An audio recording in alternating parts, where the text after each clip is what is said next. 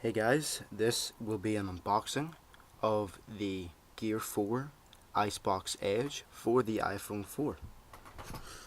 So it comes in this basic plastic box, nothing special.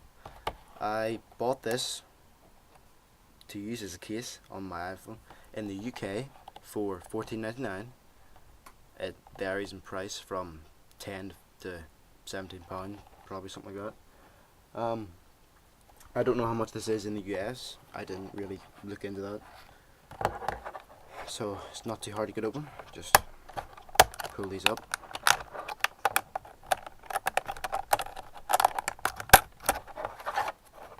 And slide the tray out. So put this off to the side for now. It just comes in this tray. There's no screen protectors or anything like that with this case, or dock or connector protectors or anything like that, or dock adapters like Switch Easy. Just the case and nothing else. So what this is a hybrid case. It comprises a silicone, bumper with a plastic hard back, as you can hear, and it provides drop protection as well as protecting. The silicone bit provides drop protection as well as scratch protection, and the back protects the back from scratches and knocks. But it looks like you haven't got anything on it because it's see-through. Now you do have the Gear 4 logo here. I'm not too bothered about that at all. It doesn't really interfere.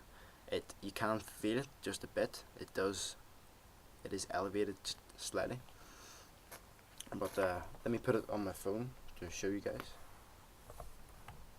Just put the top button bit in first, and then squish it in.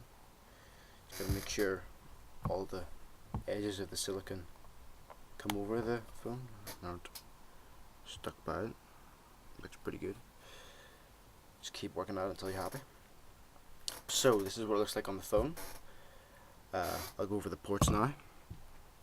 On the bottom there is a nice cutout for the 30-pin connector, and there are cutouts for the microphone and speaker. They are quite nice cutouts. They're exactly the right shape for the mic and speaker. And the cutout for the 30-pin connector is round to accept Apple's own 30-pin USB charge and sync cable.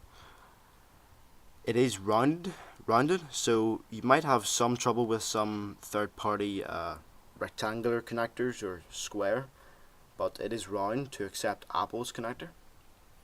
That's something to bear in mind. On the side we have the volume up and down buttons are covered, but they are raised, so yeah, I think you can see that there. They're raised, and they do provide good feedback. You can certainly feel the buttons when you press them. Feel nice. And the cutout for the mute switch is nice and big. I don't have to use my nail. I can just use my finger and slide it up and down, and it works just fine. On the top we have a cutout for the headphone jack. It is sort of a slightly long circle, and it is off center from the jack to allow for the mic.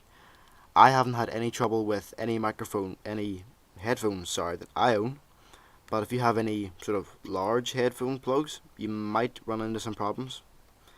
But any sort of small earbuds that just sort of go in and not on like this, and like go in at an angle like that. Sorry, that was a really bad example, but you know what I mean. The lock button is covered like the volume buttons, and it is also raised. It is easy to press, doesn't require much effort whatsoever. Works fine. Now, the design on the back. This is a see-through plastic. There is a cutout for the camera and flash. It isn't exactly lined up. Well, mine isn't. It is.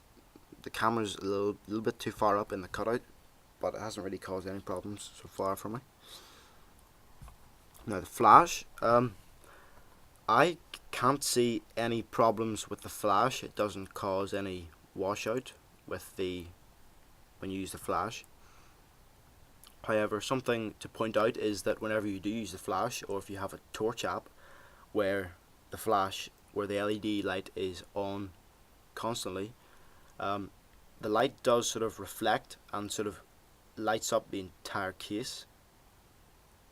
I might be able to show you. Just a second. I'll bring up my torch app. I don't know if you can see this, but it does kind of illuminate the entire case. There. But for some reason it doesn't seem to cause washout, but since I don't really know what washout looks like, I can't really tell you. I don't think it does, at least. That hasn't really bothered me at all. Now, something to point out is that this back plastic is very prone to scratching. I went to clean it, for instance, with a cloth. Wasn't really that rough a cloth, but I ended up scratching it quite badly on the inside. All I was doing was trying to get some dust off, and ended up scratching it. So that's something to keep in mind. On the front, there is a nice lip, sort of a good sized lip over the screen, so the glass will not touch any sort of surface when you lay it down, so it does provide good lay on table design. I think that's about it. Yep. So that was the review and unboxing of the Gear 4 Icebox Edge for the iPhone 4 in green. And I must add that it does come in other colours such as black and red. At least that's what they had in the store when I went there. So yeah, there you go. So seeing as how this is my first review, guys, let me know what you think of my area, where I do the reviews. This is my desk. This wire is just for the camera that I'm using because I'm recording it off my laptop, which I kind of need to do because I haven't really got a camera. Let me know about the light. What do you think about my lighting angles? I have the curtains drawn in a minute because if I do use this camera with sunlight, I get terrible washout. Everything's really bright, so I have to draw the curtains. I want to apologize for the really bad video quality. That will be because I'm using a pretty basic webcam to do this, simply because I don't really have any other video shooting options other than shooting with my phone. But then I couldn't do the review because I wouldn't have anything to put in the case. So sorry. I just want to clear something up. If anybody's wondering about my accent, it's because I'm from Northern Ireland. So just to get that out of the way, because in the comments it's like, whoa, I love your accent, where are you from? But you probably won't love it, you'll just say, where am I from? I'm from Northern Ireland, okay? So yeah, let me know what you think. Tell me, is there anything I can improve on? Is there anything I should do differently? Let me know in the comment section below.